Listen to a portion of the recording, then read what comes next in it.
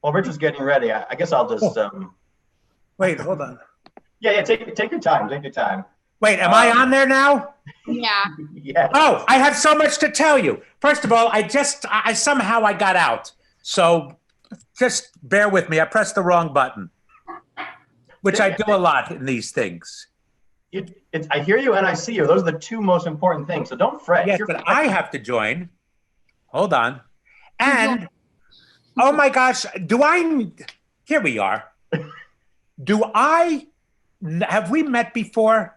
You talking to me or me? No. Both of you, actually. I think we have met maybe briefly in an elevator at an audition.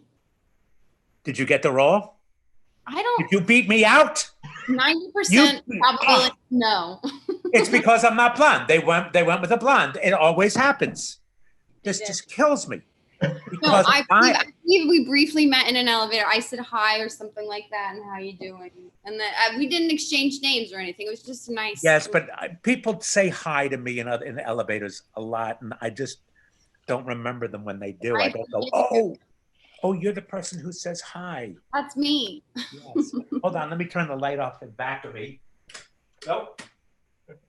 How much better do I look? Yeah. You looked great before, you look great now. So the reason why is because, do you live in New York? I do normally, yeah. I'm in LA right now, but I live in New York. Okay, because you're on Madam Secretary. I am on Madam. Well, I was. I'm not anymore because this show's over, and also I hadn't been on it for a little while. But yeah. The show is not on any longer. I believe the show's over. Yeah. Well, I knew so many people, and you know who I really know well? Eric Stoltz. Oh, he's so great. I love him. Great. Tim Daly, really well. Yeah, I know Tim pretty well too. Yeah, we did talk. Well, he was dating someone when I was in summer stock, and we got to know each other. He's great. Where'd you do summer stock? At Williamstown. What show did you do? It was called Western Country. It was by Noah Heidel. Oh, I've done 4 shows up at. What did you do? They were probably before you were born. No, I did Rosencrantz and Guildenstern. Cool. I did The Big Knife, directed by Joanne Woodward with Bobby Cannavale. I later on did it on Broadway with Bobby Cannavale. Right. Was Adam Rapp in that one? Or he was going to be in it? Or Adam Rapp on Broadway. Right. Okay. Yeah. You know Adam. That's a whole other story we're not going to talk about while others may listen. No, I met Adam. I don't know him actually. And Richard, I think you know this, but I feel obligated to say that we are streaming live on right now. So just so you know, I just want to throw that out there. And is this as rude as can be that I haven't even said hello to you? I promise you that's not what this is about. I was enjoying the crosstalk. I just, as a responsible host, I just wanted to let you know that it's streaming. There is nothing. Yeah, I can't say that. There are things that I would say that are not available for the country that I would say in the privacy of my home, but everything that I will say like this, the government is listening. Even if nobody out there in the world was listening, the government could be listening. I know, it's true. Where are you, Richard? In New York City. Okay. Yeah. I like all the I Spy array of things behind you. Oh, these are my kids. It's all my kids. There's Sam's desk. There's Max. And I only, because 3 weeks ago, before I cleaned it up, I would not have let the world see those desks. They were sky high with crap of a young person, each one of them. There 2 of them are 15 and one of them is 18. What's the flyer directly behind your head with the this was I wish Sky were looking at this. Is, can you see? Oh yeah, this is Sky's page. That's my daughter. Can you see that? Oh wow. Yeah, beautiful girl and very sweet. As beautiful inside as she is out. That's awesome. Well, I feel like I should go though, right? It's totally up to you, Justine.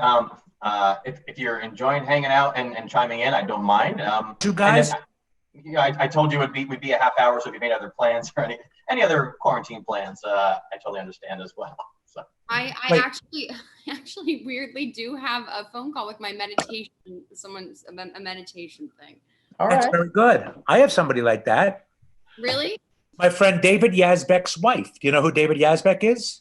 I don't. No. He wrote Dirty Rotten Scoundrels and the band's Visit, and he wrote Tootsie, the music and lyrics for all Okay. of those. And his wife Betsy does all that and is quite good. Yeah, my guy is Jeff Kober. Do you know him? He's an actor as well. I do know him. Yeah, he's sort of my era type, isn't he? He's been a meditation teacher for 18 years and studied it for longer than that. So Wow. Yeah, literally a week before quarantine, I'd been wanting to learn about Vedic meditation forever, and finally went through the whole thing about a week before this whole thing started. So it's been really helpful. It is. It's astounding. And boy, did you pick the right time and the right time to master it. It is a wonderful thing to help you life, much less. Also, the committing to doing it 20 minutes a day, twice a day this is the best time to have that. And it will be a habit of yours for the rest of your life. It is not yet a habit for me. I did it, and then I stopped, and I've got to start again. All right. Well, then maybe this is an inspiration or some incentive. We'll get back on the. It's good that I talked to you. Yes, it is. Yeah. Now I have one other question. One other question. Do you do stand up? No. Is that? Are you saying she has to go? Is that to him? What? Who does stand up? Sorry, Curtis. No, you. I was talking to you. Oh, I don't. Not the Curtis. Okay. Curtis, I am now all yours. Wait, why did you ask if I do stand up? Because I don't know why I put 2 and 2 together and got 7. And I don't know why. I thought that you did stand up. Oh, that'd be cool. No, but I mean, yeah, it sounds terrifying to me. Do you do stand up? Not once in my life. All right. Never have. I do improv because I was at Second City, but no, I don't do stand up. What were you guys talking about before I got on? He's certified in giving notaries. I'm a notary public. Yeah, that was the conversation. Why are you? The reason is my family has a small business, and it's helpful to help them out when I can. That's fantastic. I thought I needed a notary public just today, and I rarely need one, but because of some paperwork and stuff that had to go out today, I made inquiries, but I didn't need it.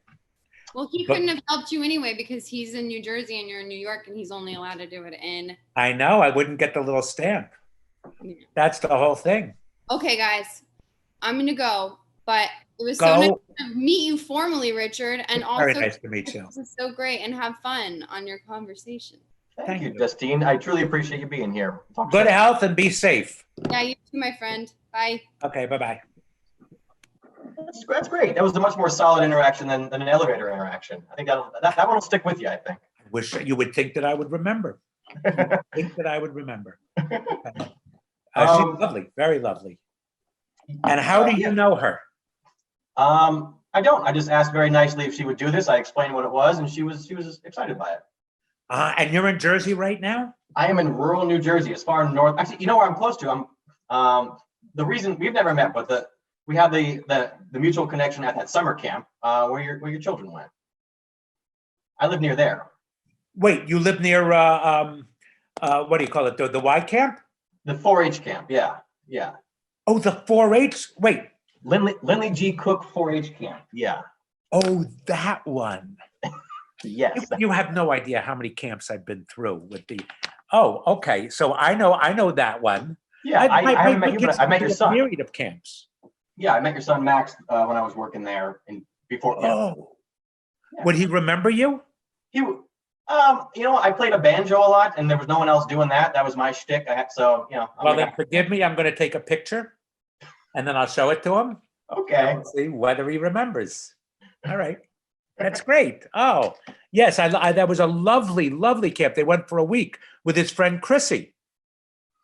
Yeah. Yeah. Chrissy Rutenberg. That's right. Yeah. It's cool. It's cool that some people come together and they come the same week and, but you're still stuck in a bunk with 16 other people. So you can't be stuck in your little niche. They break you up. I know. Oh, that's so funny. Yeah. So that's Wow. the connection I have. And I live near there. So I'm out in the woods right now. That's my perspective on the virus. I live in the woods, so it's a bit different. Yeah. Yes, but no. I mean, you're just solitary if you were in the woods. I'm Right. solitary and I'm in an urban jungle. Right. I didn't say safe. I just said it takes longer for things to get out here. People take their time putting on masks and Oh, yeah. and I still, see. yeah, and they go Yes, out. yes. So it's been interesting, but yeah, And where are your parents? What was that? Where are your parents right now? They are Like in also that in the house same, that you're in? they're not in here. No, they are safe in a different household, not far from here as well. Because I used to live in New York and I came back here a couple of years ago to be in my hometown and work at the family biz. So that's my parents are not far away. So you're not in showbiz anymore? Well, this is showbiz. I agree. I will agree, but you're not an actor anymore. Did you do stand up? I did a lot of improv and I still host a comedy and bluegrass show about strange public records. So that's it's more infrequent than usual, but I still do it. That's great. Thank you. And is that what you do for a living, or do you help your parents? Do you now work in the family business? At the moment, I'm helping out the parents in an RV and trailer rental business. Fantastic. Thank you, Richard. Fantastic. Yeah. I almost, and I really wasn't going to do this, but I was thinking about it because he brought it up. My brother-in-law lives out in North Carolina. Yeah. There was a trailer for sale, $6,000. Mm-hmm. Old trailer, but I was thinking of going out there, living in the trailer, and just playing golf every day because you can play out there. Yeah. And I said, nah. Buy a trailer for a month and a half, 2 months, and then try and sell it for $6,000. You don't want to do it. I don't want to. That's why you got to rent something from my family business. Then you don't own it. I see. Wow, that's pretty cool.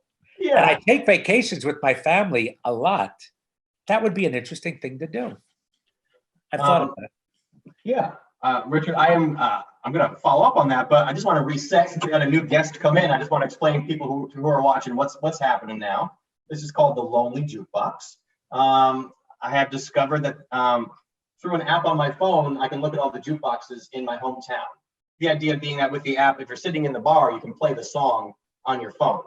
But now no one's sitting in bars, but the app still works. So there's only one jukebox in my town that still works because the rest have been unplugged because the bars are closed. First of all, I'm astounded that they have jukeboxes. I hate to say this, but they're really just big computer screens now. They're not the shape of a jukebox. It's like a big monitor. Yeah. The world has to change. I can't change with it all the time. I'll accept it, but I'm not happy. Thank you. If we couldn't get past that fact, we wouldn't get anywhere today. So I appreciate you evolving on that one fact. Also, people have been sending me money. As we speak, people are sending me money. $1.25 for a song? For a song. And you tip the bartender $2. That's exactly right. Okay, your parents must be broke because they've taught you the wrong business model. I hope my dad's a businessman. He's been in business 50 years. So he's keeping it to himself is what he's doing. Yeah, he's not sharing it. Actually, you'll appreciate this. My father did come up to me today and he said to me, Curtis, do you actually play the songs on the jukebox? Because that's kind of a waste of money. Why don't you just say that you are? And I said, well, Dad, that's why you're a small businessman and I'm a comedian, because I think actually playing the song on the jukebox is like part of the fun. I agree with you. I think it's wonderful. And then after we had that father-son talk, he gave me a $20 bill for the charity. So the best thing in the world.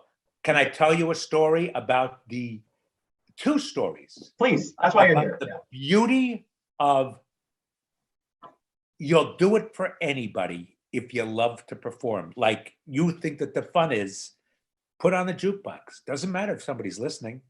Put on the jukebox. Yeah. Here's the first story I heard. Could have happened, may not have. The first one was Tim Conway. Do you know who Tim Conway is? Yeah, the Carol Burnett show. The Carol Burnett show. Yeah. So he's at a party, and somebody, or Harvey Korman, somebody wrapped him up like a dummy, like a mummy. Okay, toilet paper, toilet paper, toilet paper. And he kept it on, and he said, somebody get me a Polaroid camera. He said, take a picture of me like this, okay? He cut out the face, placed it onto his license where his face was. And there was a stop sign near his neighborhood where there was always a cop waiting for somebody to do a rolling stop and go right through and not a complete stop. So he goes to that stop sign, and of course he doesn't come to a stop. He rolls through, sirens go, and cop pulls him over. He rolls down his window, and the cop sees a mummy, guy in toilet paper, gauze, whatever. Uh-huh. And he goes, all right, let me see your license. And he pulled out his license, and there's the picture of him. That's great. So one person as an audience. And here's the second one. Okay. I heard it from a friend who knows that this could be true. Steve Martin was supposed to be coming up to Mel Brooks's house, and he's walking up the driveway. And as he's walking up, he looks in the window and hears Mel Brooks yelling at his dog, going, "You were a bad dog. You were a bad, bad dog. I'm calling the doggy police." And he picks up the phone, and the dog is there. Nobody's there. And he dials the phone. He goes, yeah, Rover just went to the bathroom in the corner. Yeah. Yes, he is a bad dog. Well, I'll ask him. You promise you'll never do it again? He says, yeah. All right, thank you. You're all right. And goes on. Can you imagine? Could be apocryphal. Yeah. But I hope it's not. I think it makes it sound more, I like that it's told as through the eyes of someone walking down past the window. It's like, it makes it even. Of course. Yeah. Yes, he doesn't know he has an audience. He doesn't know anybody's listening. That's the purity of it. Yeah. Right. Love it.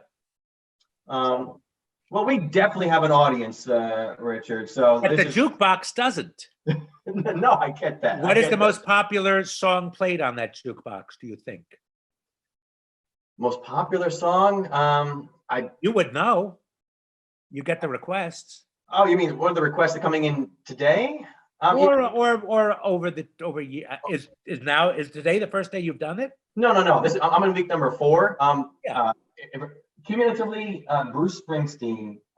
Who'd have guessed in Jersey, but or in the world. Yeah.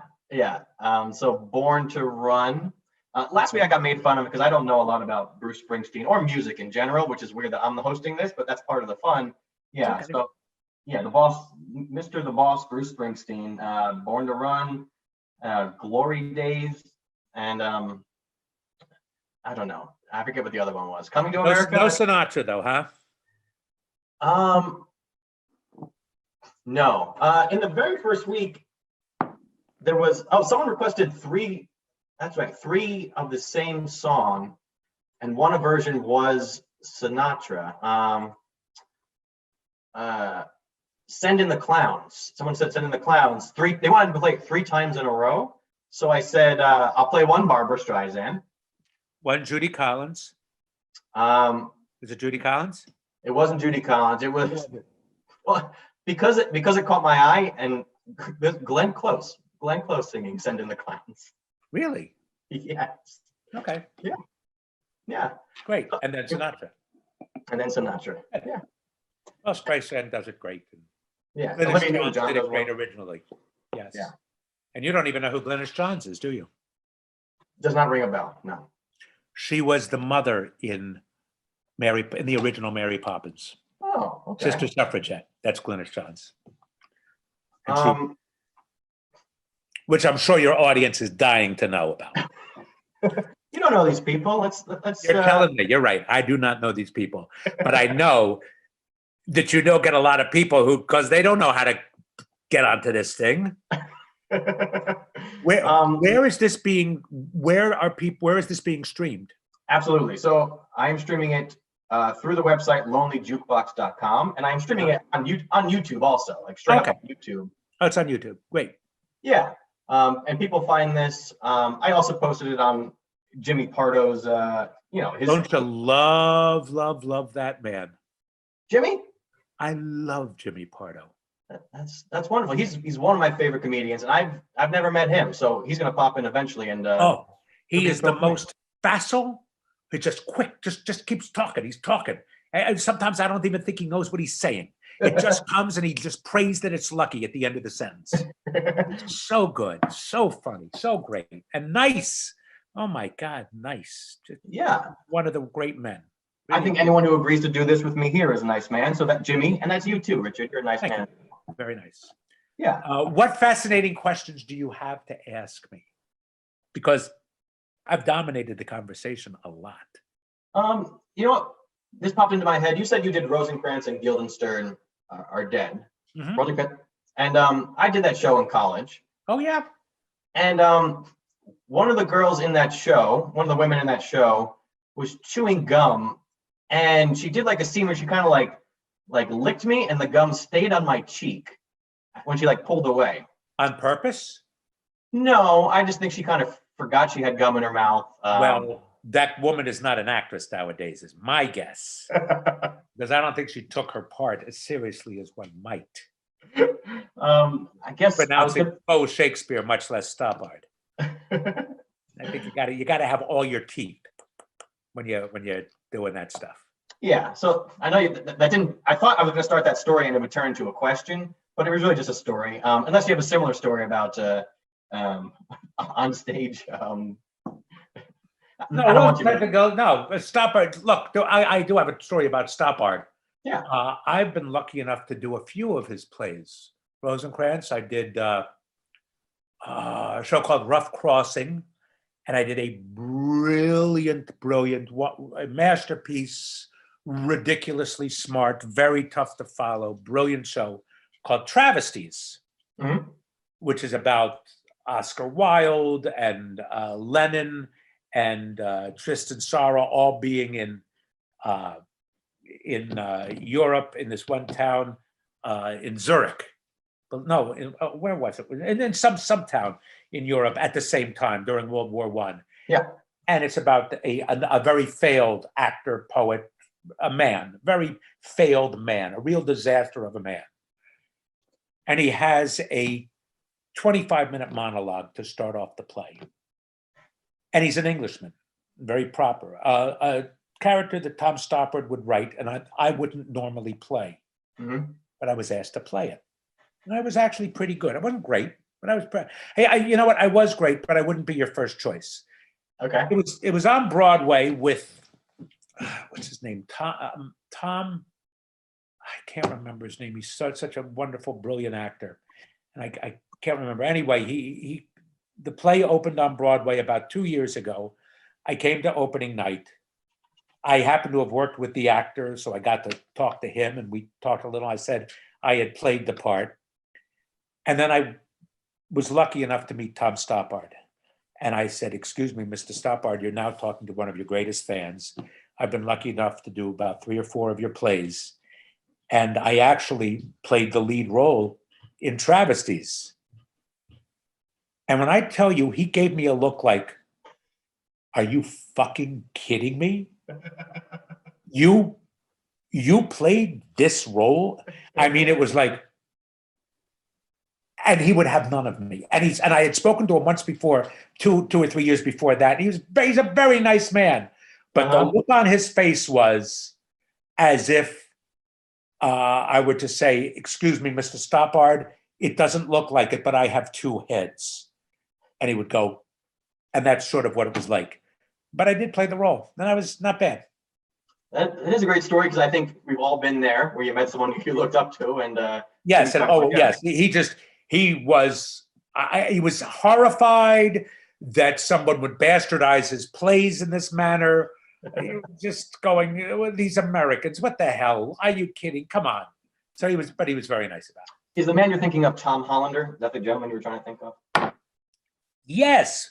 Who's doing your research back there? Thanks to my colleague Tyler, who he's the one currently taking the money and putting the songs up, but he also did a little research for you. Very good, Tom Hollander, and he was brilliant. He was really magnificent in the role. I was a lot funnier. I was much funnier than he was. He was special. He was fantastic. But I really took the vaudeville of what Stoppard wrote. Yeah. In certain scenes, in certain dream sequences. And he was much more active when I portrayed him. But Tom was magnificent, wonderful. Well, thank you for that story. That's exactly what I was hoping for, some stories from the biz. Before, I know pretty soon you'll have to head out. We should play at least one song. I've also been playing the songs out loud, from the list here. Are songs being played as we speak? Yes. Could your friend tell me what songs are being played right now? Yeah, I mean, he's making me a live spreadsheet. So the current song is by Sinead O'Connor. Nothing Compares to You. And maybe I'll give you 3 songs that are like in the queue, and maybe we can listen to the beginning. I have a question. Does the song have to be on that jukebox? That's the premise. Yeah. So how do people know what songs are on that jukebox? If they also, because I'm telling them and they trust me. I'm a trusted name in comedy. And I know, but are you putting out the list before? How do they know what songs are eligible to be played? Is that your question? Yeah. The jukeboxes have a very vast catalog, and I have not run into the problem where the song is not available because it's all digital. They're all on there. Yeah. Great. Jimmy Pardo is not on here. He's linked in. I hope he heard us saying the glorious words that we spoke about. Does he want to come on? He's in the waiting room. He's deciding if he wants to come in. Maybe he can probably see us right now. He's deciding if the room is warm enough for him. Oh, Jimmy. I believe. Hello. Hi, Jimmy. I believe I thought you had to let me in. That if that was my fault being delayed, I apologize. But I could always listen to a wonderful story about Richie Kind. Jimmy Pardo, we were singing your graces in ways you can't imagine. I could only say thank you for that. Here's what happened. The last thing I heard, because I've been watching the program, and the last I heard was you, Richard, asking him what the most popular song was. And then I heard Bruce Springsteen. I figured I got some time to go to the restroom, and then I came back seconds ago. The fact that he actually didn't, Curtis, that you didn't have an answer right away leads me to believe that this is, since you're in some cabin in the woods, this whole thing's a ruse to get people like Richard and I just to call and be your friend for a couple Absolutely. This is a sham. I agree with you entirely. Yeah. Yeah, there's no jukebox somewhere. Nobody has an app. They know what jukebox is playing. But here's what's pathetic. We said yes. Yeah. Knowing exactly what was going to happen. We knew. We knew exactly what was going to happen. That's how needy we are. Who is listening to you talk fast? Are you doing a lot of podcasts and stuff? I'm sorry. What? I took my earphones out. I can see. I said, who is listening to you talk fast? When? Just now? In the world. Are you doing podcasts? Are you doing interviews? We are doing the pod. We're actually doing 3 episodes a week. If you are a paid subscriber, If you don't pay, you're getting 1 episode. Yeah, we're trying to do some content for people so that they're entertained during this whole thing. People that seem interested anyway, but whatever. And where do you do it out of? Does everybody have Zoom in? Everybody's at their house now. We did a few weeks where a core of us went to the studio, and then we just realized once our governor here in California and mayor said, "Hey, can we avoid seeing other people for a while, and that'll save help people?" Yeah, we were like, "You know what? We have the technology. Let's do it from home." So that's what we're doing. It's true. Yeah, I agree. Anyway, you're well, Curtis. We've what's the word? Overtook. There's a word. When you take usurped. Listen, If I didn't want that to happen, I would have said, Jimmy, show up at 8 o'clock and come and show up when you're told to show up. But I said, you know what? It's a soft entry. You can, land when you want to. And you guys are friends. And I just like seeing friends be friendly. So I'm going to have to rewind this and hear those nice words that were said about me. That's okay. that's We'll what I'm repeat gonna it. I say you don't have to repeat it, but I want to because the last time I saw you up at Sundance, was it? No, it was in San Francisco. Sundance. Who am I? Who am I? Somebody famous? No, but it was a town that's nice. It was San Francisco. San Francisco. And you start with, and I was part of your show. Yes. But I listened to you do half an hour, having never really heard you in a club. Right.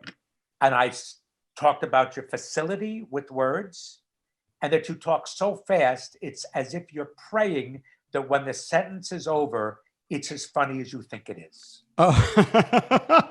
You know what? That kind of goes back to something that happened in high school. My friend Paul, who is now a doctor in Florida, and I got to imagine he's at the beach at the moment. He believes in that theory. So he's probably at the beach. Anyhow. Oh, God rest his soul, because it's going to happen. We are not as close as we were back in those days in high school, but in high school we were best of friends. And I said something in line at the cafeteria once, the end of it was toast. The answer was toast. Whatever I rambled on in the line at the cafeteria was toast, and whatever I said was funny, and the last word was toast. So we came up with the theory of toast, that no matter what you say, as long as it's fast, people will go, ha ha. So I live by that. It's the truth. It's Groucho Marx will say, the funniest things he said, he had no idea that they were going to be funny when he was finished. You are, you're superior at what you do. Oh my gosh, thank you. Superior. Oh my God, you're breathless. You take the wind out. You're so good. You're just so good. And I had a fun night that night. That was a great night. And that was with who was it from The Office? Oscar Nunez. It was from with Oscar, who I never realized was as talented as an improviser as he was. Boy, is he he's an amazing improviser. Yeah, I had no idea. So I love seeing that. And then I also hate it because I don't consider myself a very good improviser, and people do. And then when I see you people do so well at it, I go, here is my evidence. This is who I'm not as good as. I'm gonna be that annoying show business a-hole that you were wonderful that night. Everybody loved you. I'm very good. Okay. But you were. It was a highlight of. I'm told it was a highlight of the festival. The 30 minutes that you were on stage. So I will take their words for that. I did hear that too, but I'm not going to bring it up. All right. It was. I'd like to think Oscar and I had something to do with that. That it was the three of us. It was lovely having you there. It was nice having. I'm glad I could help you out with us. So God bless you for being there. All right. Now, Richard, Curtis warned me that you have somewhere to go. Where do you have to go? Well, I'll tell you something.